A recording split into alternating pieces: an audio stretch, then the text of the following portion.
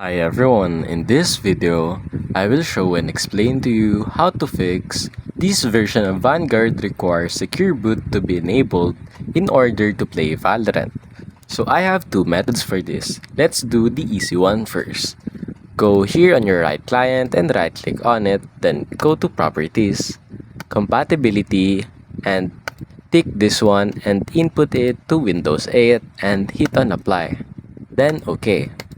Now, try if it works, but if it didn't, now I will explain to you what to do. Simply go to your BIOS. So what you need to do is restart your PC and then spam F2, F12 or delete. It depends on the brand of your motherboard. Now if on your BIOS, simply go to the secure boot and then enable it, then apply changes and restart, and that's basically it.